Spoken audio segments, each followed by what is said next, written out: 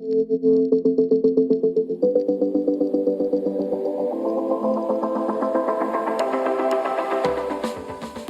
to the Tech Ed Podcast, where we visit with leaders who are shaping, innovating, and disrupting technical education. People who are not afraid to think differently, not afraid to try something new, all with the goal of securing the American dream for the next generation of STEM and workforce talent. It's Matt Kirkner, your host for the Tech Ed Podcast. We're recording at the International Manufacturing Technology Show in Chicago, Illinois, having a wonderful week, meeting all kinds of really fascinating people, and our next guest is no exception. You know, I have had this lifelong fascination with space exploration. My mom could probably still show you the scrapbook that I made during the Viking 1 missions back in the 1970s. I think it was in mid-1970s or so. I had a whole scrapbook of all these amazing pictures at the time that were coming from the cameras as part of that mission. Grew up as kind of an interesting time, so I'm too young to really remember the man landing on the moon or John F. Kennedy calling an entire nation into service as we put that man on the moon back in the 1960s. So for me, the Space Shuttle program here in the United States of America is what really defined our space program.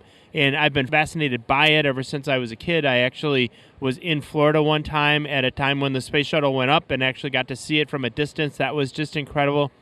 I have to be honest with you, I have never met an astronaut, let alone an astronaut that was on a Space Shuttle mission, and not even one, but several. We're going to talk all about that today with Dr. Don Thomas.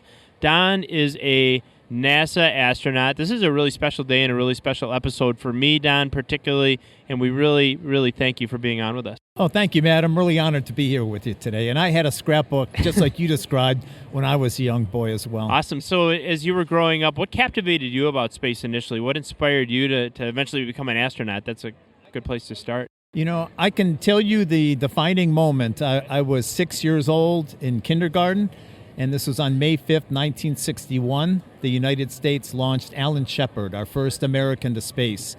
And at my school, they brought us all to the gymnasium. I sat on the floor, watched a small black and white TV. And as soon as our astronaut was in space, I remember sitting there saying, I want to do that. Now, I wasn't unique. All young students were sitting there saying that, but that was the inspirational moment, and it never left me. My whole life, I was just always, pursuing that dream of becoming an astronaut. Which is just a great message, I think, for our young people about where inspiration can come from, for our educators about the importance of those interests and experiences that can motivate a young person, in your case, at the age of 6, to want to become an astronaut. And as you mentioned, I'm sure it inspired hundreds of thousands, probably millions of kids, that experience back in 1961. You're the one that actually got to do it. You actually got to go up in space. How amazing, how incredible is that? It was the dream of a lifetime, and it's such an incredible experience. The launch is only 8.5 minutes. Okay. So it's a quick ride to space. It's a wild ride, a lot of shaking and vibration on the shuttle. On my first mission, I was 39 years old. Okay. I had dreamed of doing this since I was 6. 6 seconds before liftoff, everything starts shaking as the main engines come up to full power. And right at the instant of liftoff, I felt a shove in my back, indicating we had just taken off. And it was not a violent shove, but I could definitely feel we had just taken off. We're leaving the launch pad. And I had my helmet on, visor down, and nobody in the world could hear me, but I'm screaming, Yahoo! Go, go, go! Because here's the dream of my life taking place. Right. And 8.5 minutes later, the engine shut down. It's perfectly quiet, and you're in space. And I knew, I'm in space. I had dreamed of this, and I just accomplished my dream. It's got to be just a huge rush of adrenaline as you're leaving the Earth, and then this just incredible experience of awe, I would think, when you get up there and, as you say, it's quiet, and you just have this amazing view of space, of Earth. I mean, just got to be just amazing. Before I'd flown in space, I probably had 30 or 40 hours of Earth observation training. Okay. They would show us pictures of different parts of the Earth so we could recognize them and describe features that we should look for. So I thought, I know what to expect. But when I got to the window on my first flight, we just get to space. I get out of my seat and I go to the window and I gasped. I went, oh, my God, how beautiful. And you'll hear that gasp from every astronaut the first time they look out the window. And it's overpowering, overwhelming. The sky is a darker black color than I've ever seen. The atmosphere is a little tiny thin blue line going around the Earth, glowing bright blue, and it just takes your breath away. And, I can almost see it and feel it as you're telling that story. And these several years later, still the energy in your voice, it feels like you're going through it for the first time. I still have the passion. Yeah, that's clear. So let's talk about that passion. We've got students, lots and lots of students that tune into the Tech Ed podcast to learn about a whole variety of careers. And I'm sure that there are many of them today listening that aspire to have a career like the one that you've had to actually become an astronaut. It takes a lot of studying. It takes a lot of education. You didn't get, that space shuttle launched at the end of 39. I mean, in many cases, people are halfway through their career, maybe even further by that time. So tell us about that pathway, education. How did it actually result in you being able to go up in the space shuttle? Well, when I was in high school, NASA started selecting science astronauts. We had Skylab, our first space station. Remember it? And yeah. I love math and science, so when I was in high school, I figured that's my path. NASA selecting science astronauts, so I knew that's the path I'm going to take. You can also become a military test pilot. NASA selects, probably 2/3 of their astronauts from the military. But I had that passion for math, science, engineering, so I went that path. After high school, I went on to college, and the requirement by NASA was to have a 4-year college degree in math, science, engineering, or the medical field. Today it's a master's degree, but 40 years ago you needed a bachelor's degree. So I focused on that. I got my bachelor's degree in physics, and when I was completed with that, I had the requirements. But I knew the competition was going to be tough. Right. So I decided, I can't just start applying with the bare minimum requirements. And I made the decision I'm going to go on to grad school, and I went to Cornell University and got my master's and doctorate in engineering, just to make myself more competitive. Sure. So I did that and graduated, after 9.5 years of college. And then it was at that point that I started applying to NASA to become an astronaut. Think about that. So you've got this dream when you're 6 years old. Now you've gone all the way through your undergrad. Did you mention where you went to undergrad? Undergraduate, I went to Case Western Reserve University in Cleveland, Ohio. That's where I grew up. Yeah, in your hometown, Case Western Reserve. Get your degree in physics. Then you go on to Cornell.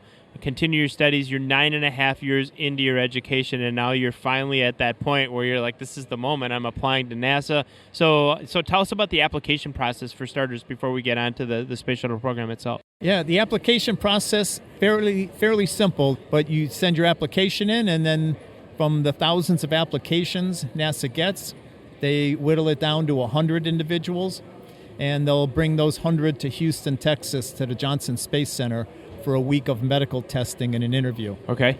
And so the first time I applied, I just gotten out of grad school. Maybe 2 years later, NASA had an announcement that they needed new astronauts. So I rode away, got the application, filled it out, sent it in.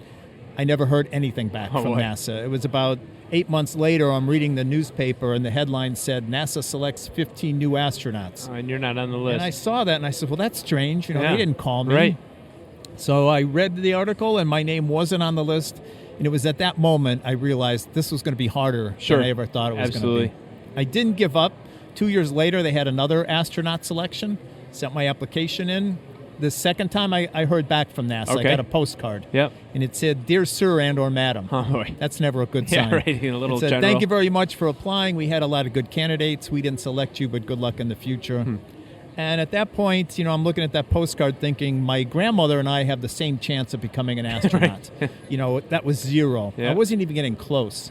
So I knew I needed to do more to get, NASA's attention. And being an engineer, what I did is I studied the data. Yep. I carefully looked at the backgrounds of the people that were successful getting into the program to see what do they have that I don't have? Okay. What am I missing here? And by carefully studying that, I noticed a few things. First was most of them have flying experience. It wasn't a requirement to be an astronaut, but it seemed to help. Okay. So I took flying lessons and I got my pilot's license. I also noticed most of the astronauts they were selecting had some parachuting or skydiving experience. Not a requirement, but it helped a little bit. So I learned to do that. I taught a university course because that seemed to be, of interest to NASA. So I worked on those activities. 3 years later, another astronaut selection. Okay. Sent my application in, and this time I made the group of 100 semifinalists. Okay. They brought me to Houston. I spent a full week on a thorough medical exam. I passed all the medical tests. I went on to the interview. That went extremely well. And at the end of that week, I thought, boy, that couldn't have gone any better for me. I went back to my job and just sat there and waited to see, did I make it or not? Yep. And I was back at my job about a week or so, and some of my friends started calling me up from across the country. Okay. And they called up and said, hey, Don, the FBI's been calling about you. That's a good sign. So it was a good sign. NASA was doing a security background check on me, and they called my former bosses. They interviewed neighbors wherever I lived. They would check the police records, and I thought, this is a great sign. I think I'm in. Right. But about 2 months later, I got another call from NASA, and they said, no thanks, we don't want you. I felt like giving up. And you're 7 years in now, right? If I'm keeping my math right. The first one, 2 years, 2 more, 3 more years. You're 7 years into this journey post-graduate school. Post-graduate school, I'm probably 32 years old, something like that. Right. And here NASA turned me down the third time. They interviewed me. They got to know me, and they still turned me down. So at this point, I said, it's time to give up on this silly dream. You know, I gave it my best shot. I applied 3 times, and I thought I'll go to bed, get a good night's sleep, and then in the morning when I wake up, I'll put together a new plan for my career. So I went to bed that night, woke up the next morning. The very first thought that popped into my head was, I still want to be an astronaut. Okay, yeah. So I asked myself, any more of these little things I can do to improve my chances to make myself a better candidate? And again, by studying who NASA was selecting and who they weren't selecting, I noticed most of the astronauts, the civilian astronauts they were picking, were individuals that were already working at the Johnson Space Center. Okay. So at this point, I quit my job. I drove from New Jersey down to Texas. I got a job with NASA as an engineer on the shuttle program. Did that for 3 years. Then they had another astronaut selection. Number 4, sent my application in. I made the group of 100 semifinalists, and the interview and the medical testing went well. Okay. And then a few months later, I got the call from NASA, and they said quite simply, Don, are you still interested in being an astronaut? Because we'd like to offer you the job. Yeah, wow. It's an incredible story down of 2 things. I'm going to say, first of all, of perseverance. And very few people who end up getting what they want in life get it the first time. I know I certainly didn't. You know, you fail at a lot of things. You had this dream for, you know, you start at 6 and you're graduating from grad school. You're in your mid-20s. You know, you've had this dream for 20 years. And that was the first time that you find out you don't get it. 2 years later, go back again. 2 years later, go back again. 3 years later, you go back again. And finally, you end up getting selected. I think the other story that's buried in there, and maybe not even buried because we heard it loud and clear, is the importance of data, the importance of studying whatever it is that I want to do, wherever it is that I want to go. Let's figure out how others who paved that path, who found their way to that, how they did that, and let's emulate those things. And whether it was working at the Johnson Space Center, whether it was teaching, parachuting, flying, all of these other things that you had to do to eventually accomplish your dream some, I'm guessing, 30 some odd years later after you had that original dream. Really a great story of both perseverance and data. So now you're accepted at NASA. You're an astronaut. Talk about now the journey from that point in your career, that point in your life, to actually getting into the Space Shuttle program and eventually going up on the Space Shuttle. So I got selected to be an astronaut, and I started a 4-year training program for my first flight. The first year and a half, it's all generic astronaut training. You're learning, the procedures, the switches in the shuttle, the spacesuit, how the toilet works, just everything that you need to know. And then I got selected for a mission, assigned to a mission, and there was 2 years of training specific for that mission. So you're really focusing on what are we going to do during that mission, and just training on that. And so it was about 4 years of training from walking in the door to actually, launching into space. Okay. And that's pretty amazing for a 15-day space shuttle mission. Absolutely. You got to 4 years. train 4 years, Yep. but most of that training is to be prepared in case something goes wrong. And we're prepared for almost every eventuality. We want to be ready to react, to know what to do, to save the mission, save our lives, whatever it takes. All of that preparation, I have to tell you the story that I think you'll find funny, but we, a number of years ago, probably 10 years ago, I downloaded on my iPad the Space Shuttle simulator, right? So you can actually, on your iPad, you can fly the Space Shuttle. And what it said, I don't know if it's true or not, but it said that Space Shuttle astronauts have to go through that simulation 1,000 times before they can actually be on the Space Shuttle. I went through 500 missions on that on that video game, and I explained to my wife one night, I said, you realize I'm now halfway to becoming a space shuttle astronaut. As we all know, it's a little bit more involved than that, and just this 4 years of training post everything else that we've already talked about to actually learn all the things that you need to know in order to go on this 15-day mission. And now let's talk about these missions. You're a veteran of 4 space shuttle flights, 3 on Columbia, 1 on Discovery. So what were the objectives specifically of the missions that you were on, Don? So 3 of my 4 missions, and it turns out all the Columbia flights, 3 of those were science missions, dedicated science flights. Okay. And we had a science module called Space Lab. It was in the back of the payload bay of the shuttle, very similar to one of our science modules up on the International Space Station today. And we would have racks of experiments there, and we worked on 2 shifts. So 2 astronauts would be working in there for 12 hours. They would leave, and 2 others would come in. So we swapped up. Half the crew's awake, half is sleeping. But we would conduct science 24 hours a day. Okay. And we did experiments on how plants grow, how fish behave, how fires burn in zero gravity, how liquids behave, just about every field of science you could think about.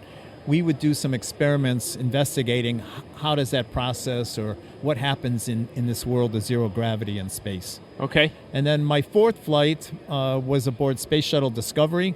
And on this mission, we were deploying what's called a tracking and data relay satellite, a big communication satellite. And this is one of a network of satellites that we use to communicate from the mission control in Houston up to the Space Shuttle or International Space Station. All the images from Hubble Space Telescope and other scientific satellites get relayed back to Earth through this network of satellites. So on that mission, I helped deploy the satellite. Got it. So let's talk about those first 3 and all the work that you did in the world of science. In fact, I remember when I was a sophomore in high school, there was a science club at our high school that actually put an experiment up on one of the space shuttle missions, and it was all about trying to figure out the effects of zero gravity on all kinds of plant life, on animal life, as you've talked about. So go a little bit deeper on some of the discoveries that resulted from those missions. You're doing this myriad of experiments while you're up in space. What were some of the discoveries or the findings as a result of that work? A lot of the findings are in the technical journals, and I haven't gone through all those. Okay. For the astronauts, you can do that in retirement later, right? I can do that in retirement. For the astronauts, we land, we come back at the end of the mission, they turn the science data and the experiment back to the researchers. We go back to training for another mission. Okay. So that's the bad part of being a science astronaut, that I didn't get involved with the results as much. But we've done a lot of work on combustion, how fires burn in space.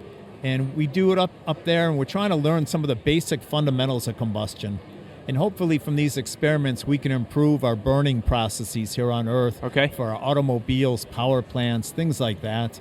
So a lot of the research is targeted for that. Some of it is targeted for learning some of the practicalities, growing plants in space. When we go to Mars, when we go into deep space, we're going to have to grow some of our own food. Sure. And on a 2-week shuttle mission, we did some of the early experiments. How do plants grow up there? What can we do to help them to grow? And is it different? It's different. They don't have natural lighting. Okay. And we go around the Earth every hour and a half, so we get 45 minutes of daylight, 45 minutes of nighttime. So we have to use special lights. We don't have natural rain, so it's all artificial. And on the space station, we've made great advances in the last 20 years. We've got a couple of plant growth chambers up there. Okay. They've grown wheat from seed to seed, which is really important because then it's sustainable. You can full cycle, you can do that. We've grown some lettuce up there, other plants that we know we can grow crops. So when we send astronauts to Mars in the future, we'll be ready for that. And we're going to talk about those future Mars missions in a little while. I just think that whole idea is so intriguing, of course, given my fascination with space. The other fascination that I have as we talk with Don Thomas, a former NASA astronaut on the Space Shuttle.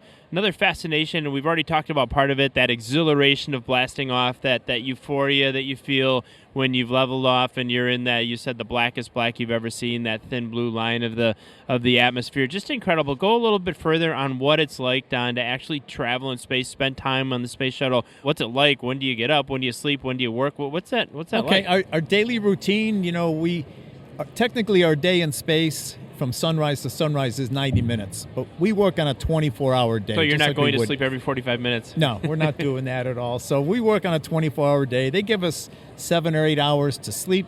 We get up, and in the morning you have maybe an hour to get up, brush your teeth, change your clothes, have a quick breakfast, look at the schedule to know what you're going to be doing, for the day, and just to prepare for it. And we have a detailed schedule. We call it a flight plan. And it is a detailed schedule that has almost every minute of our day is pre-planned. So 6 months, a year before we ever fly, I know what I'm going to be doing the second day of the flight, 2 hours into that day. Everything is pre-planned, and we've trained for all of that. And do you simulate that while you're on Earth? We simulate that. We do simulations, training. If we're going to be working on experiments, we train all pieces of it. Okay. And so, again, after you wake up, you get to work. Typically doing the science missions, work back in the science laboratory for 3 hours. They'll give us an hour break for lunch. And at that point, we would come back to the flight deck of the shuttle, which had the windows. And I always enjoy just having my meal in front of the windows and watching the Earth go by. I was going to say, what does an astronaut do on lunch break? But that's what you do, huh? Here on Earth, many people have their lunch or dinner in front of a TV. In space, we just do it in front of the windows. And what kind of things do you look for while you're doing that? Are you just taking it all in? Are you looking for specific things? What is that like? There's some of it you're just taking it all in. Sure. Other times, I wanted to see certain detail. I wanted to see Mount Everest on my first flight. So Mount Everest is one of many mountains in the Himalayas. So I had maps and I knew landmarks to figure out how to find that. So I would target, we had a pass over the Himalayas. Okay, I'm going to look for Mount Everest. But there are other times you just want to take the whole big view in. But what I found curious, many astronauts, most of us, I would say, you're up in space and you'll see an astronaut take a pair of binoculars and you're zooming in on the Earth. Exactly. And you'll hear him or her say, "Oh, I can see a bridge down there." And it's like, I can see a bridge any day I want. So what's the big deal? But I think it's a way of connecting with your planet again. When I was in space, I felt totally detached from planet Earth. Interesting. I was up there. Is that scary or unnerving or just peaceful? It was not unnerving, but it was a little bit maybe lonesome. Maybe get a little homesick from that. Yeah, interesting. But I was in space, and down there, 200 miles below was Earth, and I was not a part of that at all. So to take binoculars, to zoom in on some things that might be familiar to you. Sure. I was trying to find my house from space. Were you able to? I could see an intersection about a quarter mile from my house. Close enough, yeah, that's perfect, yeah. Near the Johnson Space Center there. I could find that. But why would you waste your time in space doing that? Well, you got 15 days, instead of just looking at that incredible view. So it's a mixture of big picture, look at the Earth, and then zooming in on special targets. So let me ask you this, just because I don't know. You've talked about looking at the Earth. One of our favorite things to do here in on Earth is look up at the celestial bodies, look up at the sky. Had an opportunity to enjoy the Northern Lights probably 5-6 years ago on a Boy Scout trip with my son. Absolutely incredible. When you're looking out into space outside of the Earth's atmosphere, does that look different when you're on the space shuttle? I thought we would see like 1 billion times more stars in space than here on Earth. And we see more stars, but it's not 1 billion times more. Okay. If you go out west or on top of a mountain away from city lights and you look at the sky and you let your eyes dark adapt, you see the Milky Way shooting across the sky. Yep. And on the shuttle, it was like that, but a little bit better. You can see the Milky Way. I could see the large and small Magellan clouds, or sister galaxies. That's something you can only see from the southern hemisphere, and I had never been below the equator. So on my first flight, it's like, wow, I'm looking at the Magellan clouds out there. It was really incredible to see that. So you have to get your eyes dark adapted. You have to turn off all the lights inside the shuttle, close the computer, laptop screens, things like that.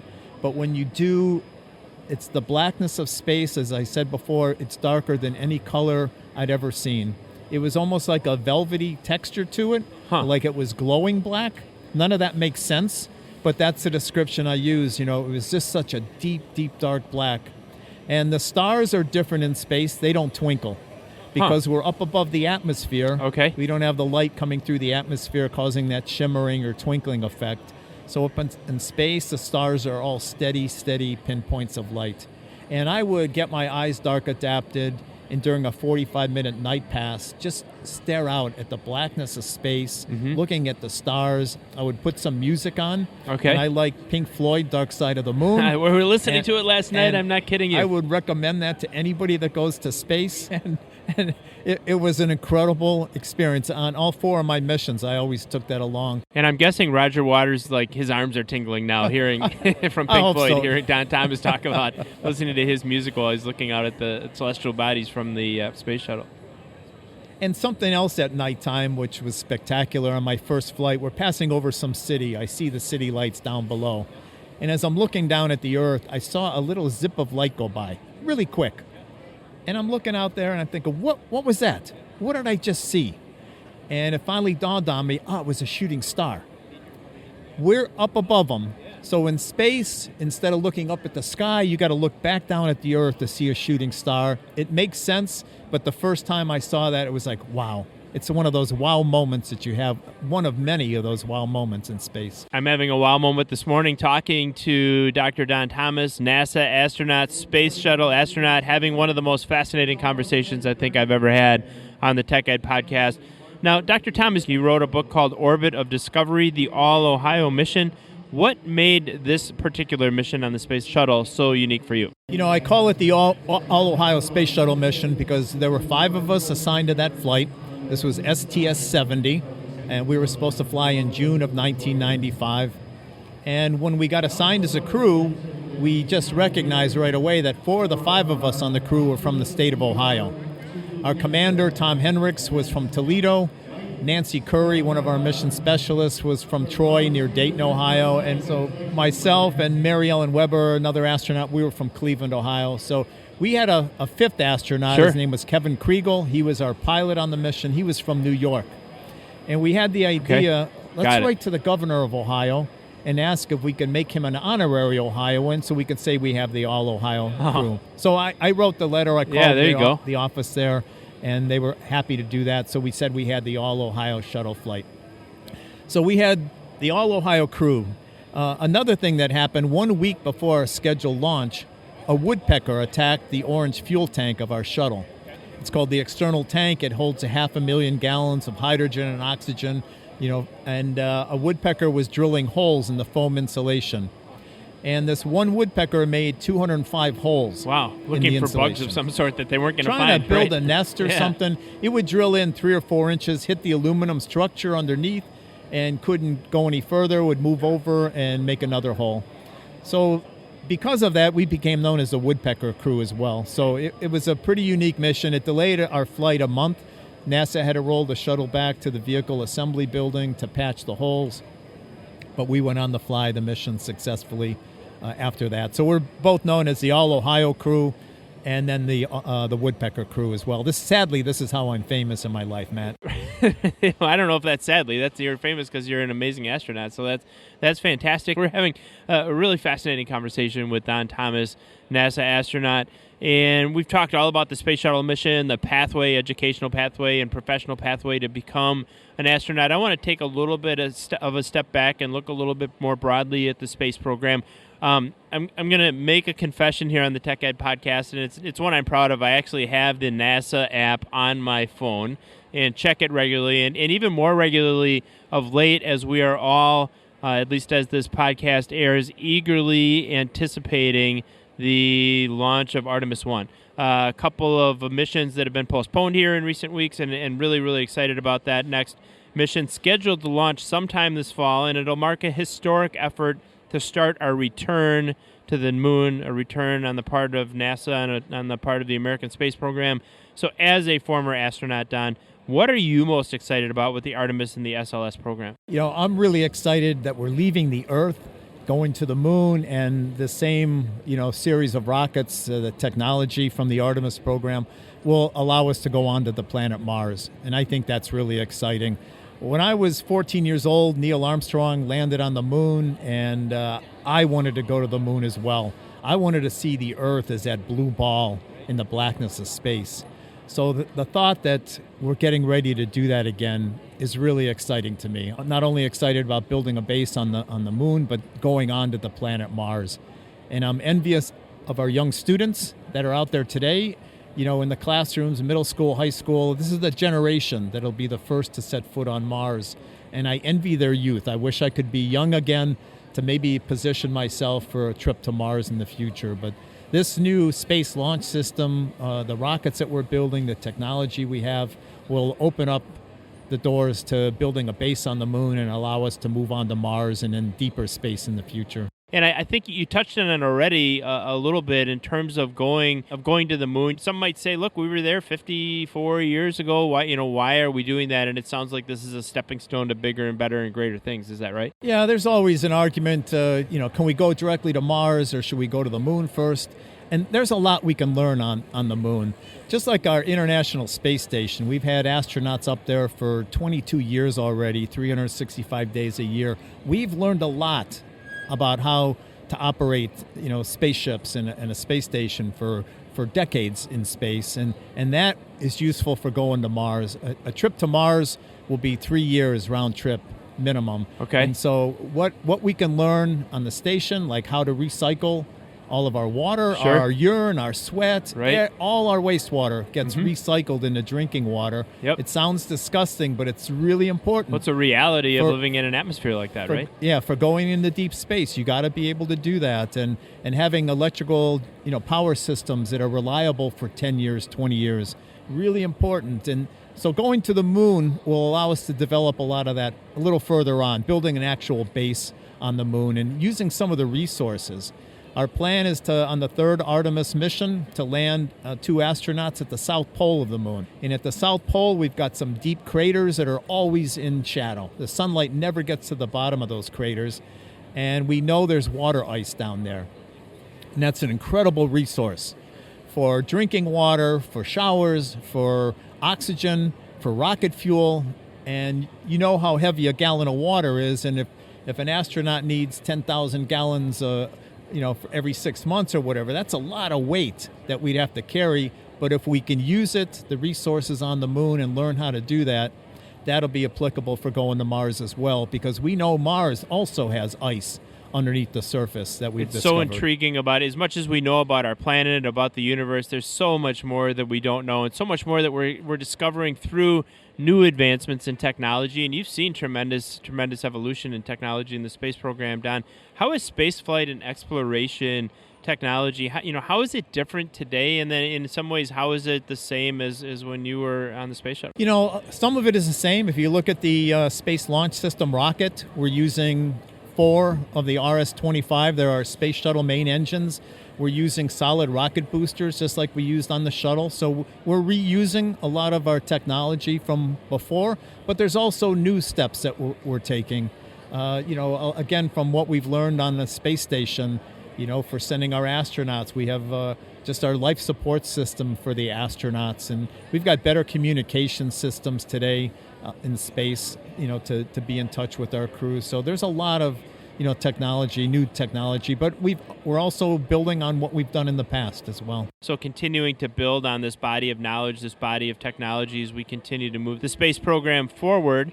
And one of those ways that we want to move it forward, and you've, again, touched on this a couple times already this morning, is the possibility of actually putting a civilization on Mars, of having humans live on the planet Mars. I mentioned in the introduction that I became fascinated with the space program when I was a kid during some of the early Mars missions. So I know you're an optimist, and I know that you're somebody that's got a great imagination. As we look into the future, will we have civilization on Mars at some point in the future? At some point in the future, I think we will. Mars is a tough place to live. The average temperature, I think, on the surface of Mars overall is like minus 86 degrees. Wow. So Mars is cold. Yeah, no kidding. We think it's cold in Ohio and Wisconsin. That's nothing. Exactly. In Chicago, whatever in the wintertime, you think that's cold, but that's nothing. A nice warm day on Mars, it just gets above freezing. Wow. Huh. So that's a tough fact to live with. There's also a very, very thin atmosphere, like 1/1000th the atmosphere that we have here on Earth. Okay. Very thin atmosphere, not much oxygen at all. Mm-hmm. So right at face value, you look at that and you say, well, it's not very habitable. Right. That's not a great place to send humans. And that is correct. Okay. But it is one of the best places that we can send humans today to start expanding beyond the Earth out in the solar system. Because of its proximity to our planet, or what are the other aspects? Because it's close, Sure. we can build a base there. Mercury is way too hot. Venus is too hot. Okay. You go out to Jupiter, Saturn, Uranus, Neptune, they're gas giants. We can't land on those. Okay. So Mars is that's the best destination. That's our best place to go to. So I see ourselves in the future, in the decades ahead, building a base on Mars. I don't know about the possibility of, we call it terraforming Mars, making Mars Earth-like. We barely know how to control our climate here on Earth. In fact, I don't think we do know how to We don't control know how to do that. So the thought that, you can say, well, I know how we can make Mars Earth-like. Right. We know that 4 billion years ago, 3.5 billion years ago, Mars was Earth-like. It had huge oceans, water oceans, just like the Earth. Interesting. But what happened? Well, there was climate change on Mars. Huh. And we know there were rivers, there's deep canyons on Mars. And we have our rovers driving through them right now. But we don't know what happened. What happened? What caused that climate change? So maybe from what we learn on Mars, it'll help us here on Earth understand our climate and our weather patterns and what's going on here. And maybe in the future we can start talking about terraforming Mars, making it Earth-like once again. But that is, in my opinion, way out there. Any idea how far? Are we talking 10, 20, 50, 100 years? What's your guess? I think in 20 years we'll have astronauts landing on Mars. Okay. And if you're talking about building up a colony, I don't know, if you want 20 people, maybe another decade, it's going to take a while. So let's say 20 years from now, we're actually putting people on the planet Mars, which is, optimistic and really amazing to even think about. Those future astronauts that are going to have the opportunity to visit Mars, eventually maybe populate the planet Mars. Those are our students now who are they're the Don Thomases of 1961, right? These are the people that are going to have those opportunities. Let's talk now about this world of education. I know that's a huge passion for you, is educating and inspiring that next generation of scientists, engineers, and astronauts. So when we think about, let's talk about K-12 education as just one example. When we think about that level of education, what do we need to be doing there to inspire students toward these pathways? I think we're doing a good job today in our schools, inspiring students with that.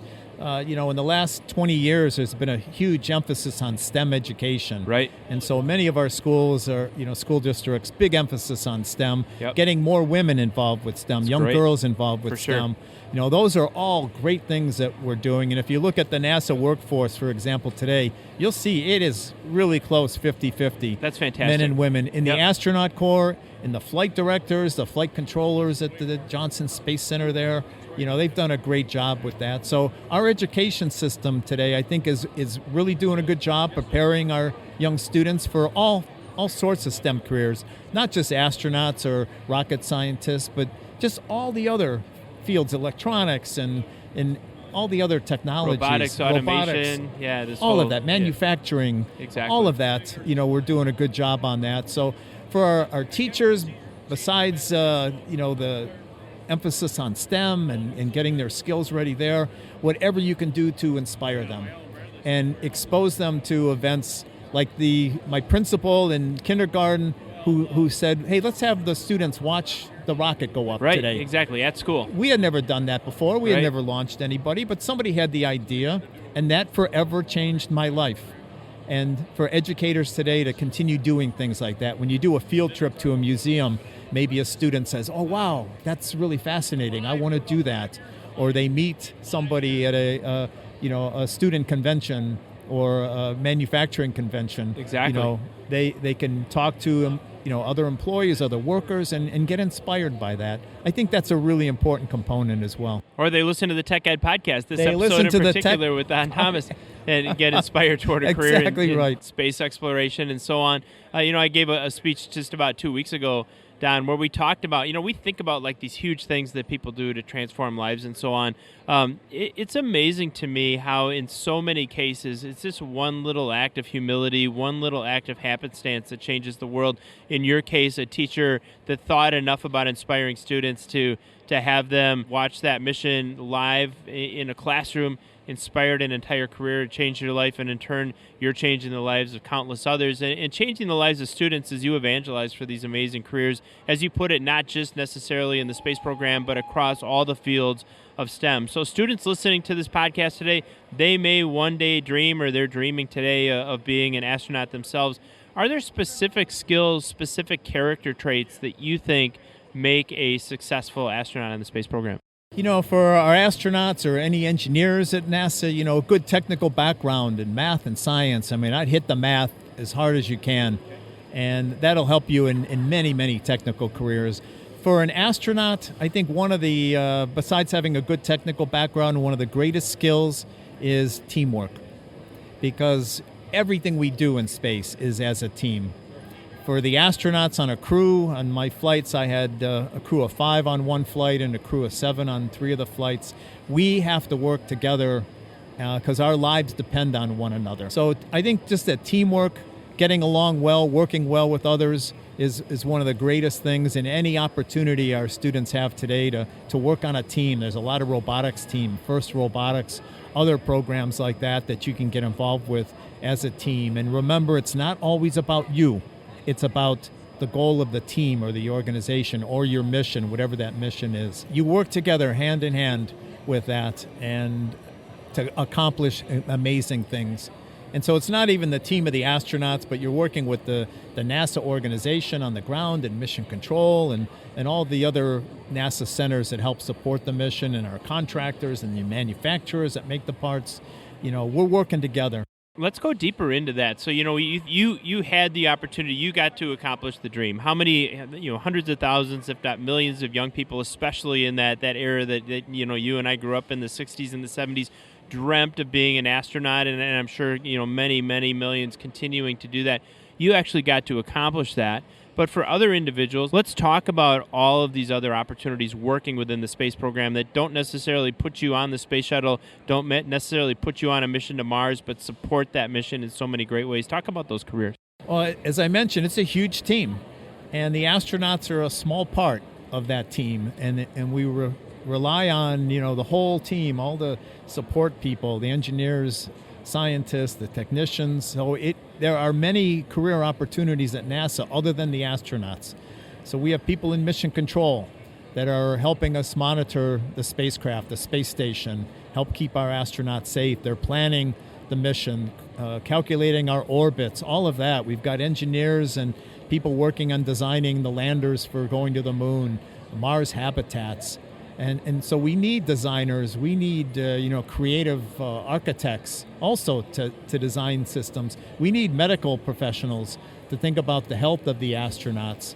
Just almost every career you can think about here on Earth, NASA has somebody working on that. We've got lawyers, we've got accountants, we've got medical professionals, all kind of people working at NASA, and it takes that entire team. As the person who's up there in space, looking back at the Earth, looking at the atmosphere and so on, you've got to be so incredibly thankful for all of those people, because they're the ones keeping you safe. If there's a problem, they're the ones helping you out of it. None of it happens without those individuals. Astronauts they can have big egos that think, they're so super, but most astronauts will tell you the real heroes of the program are the people on the ground. When I was a young boy, it was the John Glenn's and Neil Armstrong were my heroes, but the minute I became an astronaut, my heroes became the workers on the ground that get the shuttle ready for us, that do all the work and preparation that allows me to launch off the Earth and go to space. So you're a hero here at IMTS to all these young people that we see walking by the booth, all these folks that they're coming by and waving, and it's been such a fascinating conversation for me, a really special episode for me. I want to ask you one final question, and you've got such a breadth of experience that I know is going to serve this answer. Let's say I'm a high school sophomore, and I'm thinking about what comes next for me. I'm listening to you talk about STEM, talk about the importance of math, talk about just the amazing euphoria of going up into space. What is your message for that 15, 16-year-old young person coming from Don Thomas? The message that I always share with them is, you figure out your passion, figure out what you want to do in life, and then never let go of that. So I knew I wanted to be an astronaut, and that's a daunting thing to think about as a 6-year-old. Like, I had no idea how to do that. So I just took it in steps. I figured my first step is to get through, high school. And once I graduated from high school, I knew I had to get through college. So I just focused on that. Every now and then I would pause to look at the top of the mountain that I'm climbing. But most of the time I'm focused on where I'm at getting through college, and then I went through grad school. And you take it step by step. And as I started that journey as 6 years old, and even when I was in 20s or my early 30s, always in the back of my head, I didn't know for sure if I could do this or not. But I figured I'm going to take this as far as I can. Exactly. And see where we and worry we go about with what it. comes afterwards. And worry about that afterwards. So for our students, find your passion. You got to work hard. This stuff doesn't come easy. For sure. And it takes hard work every day, not just Monday, Wednesday, Friday. Do your best every day in all your subjects, not just math and science, but I tried to do my best in art and language. Whatever I worked on, I gave it my best effort. And as I mentioned, never give up on your dream. Whatever it is that you want to do, don't give up on it. Get help along the way if you need it. Talk to people, get help from your teachers, but don't ever give up on that dream. And even if I didn't become an astronaut, had I not ultimately gotten selected, today I would be an engineer working, on the International Space Station, doing something like that, or planning habitats for Mars. That would fulfill my passion as well. So even if you don't hit the mark 100%, if you wanted to be the quarterback of an NFL team, if you don't do that, well, maybe you're on a semi-pro team, or you're doing something else. Or you're coaching, or you're supporting. coaching, working in other parts of that team as well, because it's a huge organization typically. Exactly. If we follow our passion, if we work hard, if we never give up on our goals, it is amazing where life will take us. It's amazing where life took me today, which is a conversation with a former astronaut, a space shuttle astronaut, and a really, really special episode of the Tech Ed Podcast. Don Thomas, thank you so much for taking some time for us this morning. Matt, thank you very much. It's been a pleasure being part of the Tech Ed Podcast here.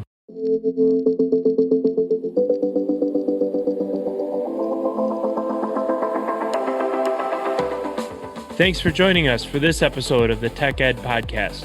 If you haven't already, subscribe, leave a review, and if you liked this episode, share it with a friend.